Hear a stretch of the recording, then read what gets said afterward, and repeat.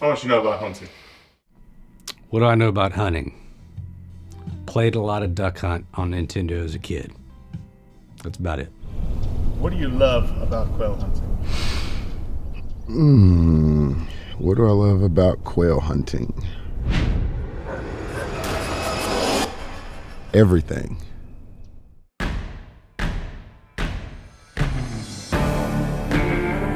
When I'm introducing people to it, I love that light bulb moment when it clicks. The thrill of going out and at one with some type of end result. There's a process that you go through. Have you ever been to an art show outside? And if that doesn't change your mind about it, you can call me a killer. That end result that you are about to partake in is killing something, Sure, and you're good with that. absolutely.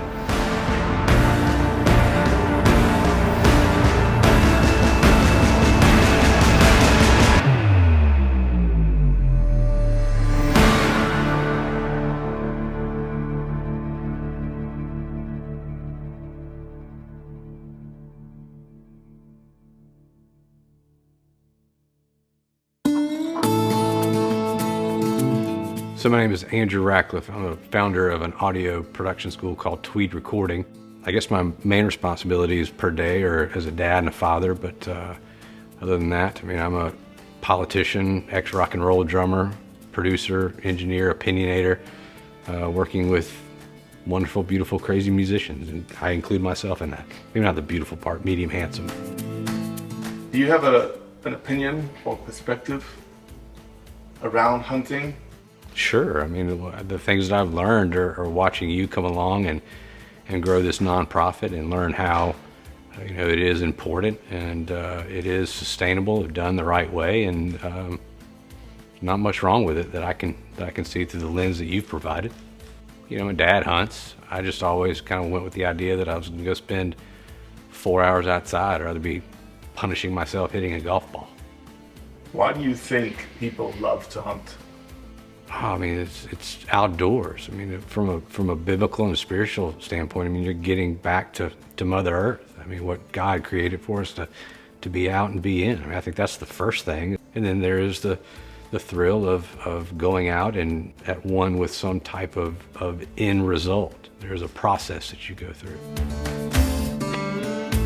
I see this entire landscape as one big painting. The trees, the greens, the browns, the verticals, the laterals, all of those things that move around, in the woods. But then I also have this white dog, coursing through the woods, like one long brushstroke, right? And you're following that. And just like a painting, you want your eyes to move all around. And that's what I'm hoping that we can manifest, when we're out here in the woods, is creating that really, really nice composition. The most important part of the kill for me is for these young dogs here, right? And for them to see that their hard work was finished out, and all of that. But for me as a hunter, it's the part that I know I'm bringing something home to eat.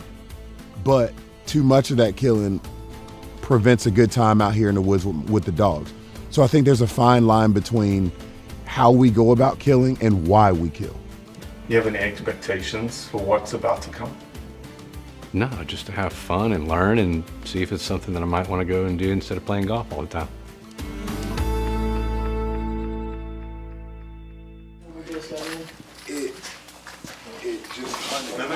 There's a sweet spot with a gun. Too heavy and it's a burden to walk with. Too light and you whipping it. It's like a little wand. And so in that, I'll show you mine and you'll see what I mean. So this is a Beretta EELL Diamond Pigeon. Mm-hmm. It's in 410. That's what I'm shooting now. Okay. But if you close it and then go ahead and put it to your shoulder, snap it shut. Yep. Put it to your shoulder and kind of point it. It's much lighter and you can see how you can kind of whip it. So I'm about the entire package coming together, like the entire system working. Sure. It's the birds, it's the dog, it's the habitat, it's everything coming together for conservation. And then if I can take a really slick gun out there, why not? Andrew, these are the two guns that we are going to work with today. Okay. See how you like that? Mm-hmm. And then, so here is Nelly 828. See how you like moves. See where that sweet spot is that we were talking about. A bit lighter than this one. If it were me, I would go with the heavier gun first. Sure. See how you like that, and then move here. A lot of times, when you stand over a putt or you're about to play a big show, I mean, there's a nervousness about, you're handling a weapon. I mean, I could tell, even though, listening with Durell and putting shells in there, I could actually see my hands. It's like, why are my hands shaking? It's like, okay, that's good. I'm aware of what's happening, and the fact that I got a firearm in my hand. There's a lot of people around, and that's a serious thing. There's responsibility with that. Looking over the pond like you was. Don't close your eyes. Don't do any of that. Just leave your eyes open. You're pointing. My clay target. At this point, it's probably going out. And I want to see how it goes. But more than likely, it's going out and more than likely up. So at that point, you always want to hit the leading edge of your target. Okay. Also, you got to deal with wind today, which is going to be fun. It's not terrible, but it will either slow or push your birds. Just pre-mount here. I don't pre-mount like that because you're still trying to find a bird, but I pre-mount at least here. I get my eyes on and I'm just there. Lean in. I'm just lean and poke. Pull. Don't even need the second. There you go. Your turn. All right. Pull. There you go. There you go. That's what I'm talking about. There you go. You got that on camera, right? Easy game. That's what I'm talking about.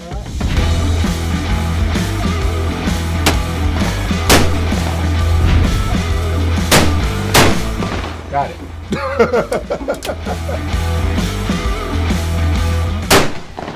There you go. You corrected yourself much better, and you corrected yourself faster on that. Yeah. Some guns have ejectors, some don't. This one does. So when you open it, it's gonna pop out.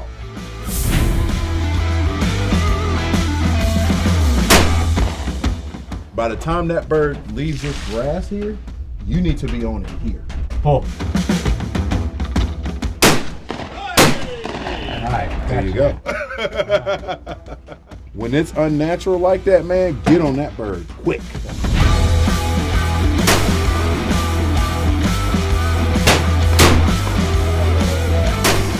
At least it gets you from, if you can do this, you can hit a bird. So all you're doing, when quail get up, I tell them, try to look them in the eyeballs. But if you tell your brain to find that bird's eye, that means you're finding the leading edge of that bird. Okay. Yep. Pull. When I'm introducing people to it, I love that light bulb moment when it clicks. They raise up, right? And when you see them, it's like coming out of the water, and they come up and their eyes are huge, and they're just all smiles, right? They themselves know that they've completed the sequence. Andrew, like taking him and being able to watch how he not only got the hang of clay shooting, and figured that out, and I can see where he was mentally kind of processing and putting the pieces together. That one really hit home for me. And again, to see him come up and his eyes get all excited and all of that. Andrew really stuck out to me. Are you worried about pulling the trigger and killing something? No. I think going back to what I've learned through your lenses and what you've provided, the opportunity of people to see is, if I'm going to go out and have the responsibility of taking animal's life and eating it and providing it, or an opportunity for someone else to ingest it and live off that, then I think it's okay. If someone were to say, I'm just a killer, I would immediately invite them to this art show. And when you leave, I'm not gonna refer to it as a hunt. I'm gonna hit you with it and say, have you ever been to an art show outside? And if that doesn't change your mind about it, you can call me a killer.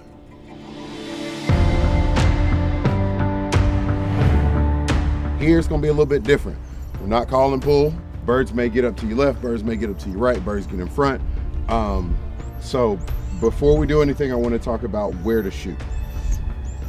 10 and 2. Okay, anything here. We'll drop 2 dogs. We'll drop a pointer and a setter. That's a classic Georgia brace. And we wait till dogs not only point, but then back each other. I will flush for you. You just keep your eyes on what's getting up. These dogs, once you fire the gun, they will break and go and get birds and pick them up and bring them back. Your job is to have a good time. My job is to make sure that we are not only safe, but you get birds down. Ready? Deal. Got any questions for me? Good. First collar. This is my first pointer. Joker here. All right, let's get you some shells, let's get you a gun, and let's hunt.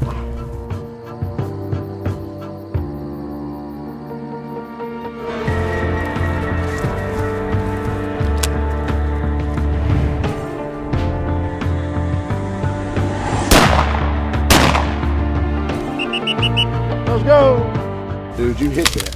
That's a fresh, warm bird. There you go. It'd be cold as a get out. You hit it. Good job, Vegas. Wow. Congratulations. This is why you have bird dogs. Right. I didn't see you hit that bird. And this bird went down. We saw it go down, but you gotta think, if we didn't have a dog and you would have shot that bird, we'd have walked off. Sure. But that dog was smart enough to know this is it. Congratulations, my job, man. man. Heck Fantastic. yeah.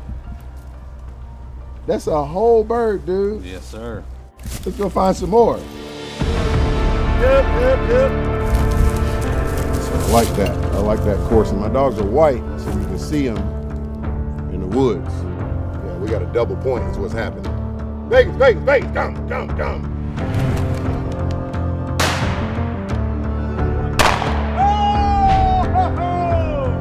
Oh, boy. And so you see how I held after that too? That's what that was supposed to look like. In a full finished sequence, shoot, bird falls, hold, then send. So we want to stay broken while they're running around, right? Yep, stay broken. Come in. Yep. Come here, Kai. Good dog.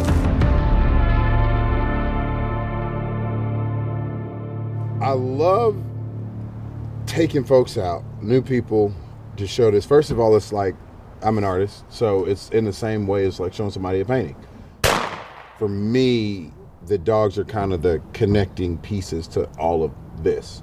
And it's also one of those things that, like, as humans, I like kind of send a message of we still needing to be patient, right? And still needing to let things take the course as they do. You know, I think in today's world, we move so fast. Being an artist as well and being in the music world is kind of the same thing when you're in the studio. You start off with an idea and then you put a click track to it, and then the guitar gets laid down. So and then the drums, the bass, and the vocals, and you look up and you got a final process. So not only the process of entering into the woods, but actually to the end shot, to there's all the things in between, just the little details, like you said, that make up the song. Yeah. It felt comfortable. I can see the things that he's doing a little bit different than the others. Okay. He's gonna kind of sweep this place a little more thoroughly. The dog realizes, okay, I don't have to hunt so close because it's not so tight. You're smarter. You know, with this one, I'm just letting him go through the process of finding pointing birds, bump them, all kinds of stuff. You know. All right, let's go get the other one. How did it feel moving from the Clay's course to the field? Pine trees. Okay. Pine trees out there. A little bit of difference, like Phil said. Don't be scared to blow the pine tree in half, but still, the one's 6 feet in front of you in that bird, it's like, did I do it? Do I know this thing going to come back and hit me? Yeah. No, I mean, I think that the difference is you kind of know once you've been out there for a minute with the Clays. It's like I know the 6 spots that they're coming from. Yep. And I figured out yesterday, too, being an audio guy, you can hear the process of which one's firing out, even though I didn't show it very well in competition. Obviously, the process of learning and going through this the first time with you and walking side by side and going, okay, I need to, you drop the nervousness down once you've had a gun in your hand and you've been a couple of times, and you go out and you go through the process to where, there's not a bunch of cameras on you either. That kind of puts like, not even so much as like, do I hit anything, but to make sure I don't shoot somebody. Yeah. I think the most important thing is to know when to and when not to take the shot. So there's a nervous energy in that, kind of like, okay, I do have power over the gun does not have power over me, but knowing when to and when not to. And I think, yesterday too, with being on the range and just listening to Josh talk about, why you carry the gun a certain way, you think, that's, why do you do that? When you get out here for 10 minutes and you start walking through this thicket and you got a loaded gun and not broken and on your shoulder. Right. I mean, you can turn out pretty bad. Uh-huh. No one ever knocks you for not shooting. Right. If you don't feel the comfortable part of it, if you don't feel safe, don't pull the trigger. All right, so let's get here.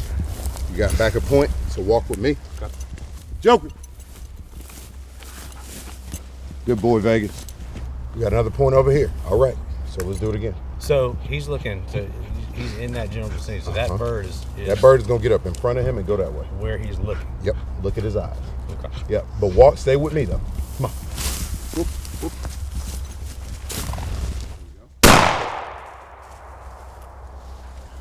There you go. All right. There you go. All right. So That's a little more comfortable. I don't want to shoot you in the ass. no, you're not gonna get me. I ain't gonna let you shoot me there. Okay. How did that feel? Good. Yeah. But you like how the sequence works and everything? Yes. It's about respecting the bird. It's about respecting the point. It's about respecting the entire sequence, right? And putting it together and letting those dogs honor the work that each other is doing. Yeah. Yesterday, Robbie asked you a question. So now I'm gonna ask you the same question again. What do you know about hunting? More than Nintendo. Oh, that last one, steadiness was great. We're gonna end on a high note, man. End on a high note. All right. What was your ultimate takeaway from the entire experience? The dogs. The dogs. I mean, it's just fascinating just to watch that process, and then just the oldest experience, just the stoicness of that pose. Yeah. We can learn from that discipline. Yes, as sir. human beings, to just sit, like you said, and be still in the moment and just be still. And just be still, man. Well, I appreciate you, man. It's an Thank honor you. to take you out over these dogs. Again, show you, how we get down the work that I'm putting in. It's really an honor and a blessing to be out here with you, You're man. doing something fantastic. Keep doing it. Thank you for allowing me to come out and do it. Brother, man, thank you, sir.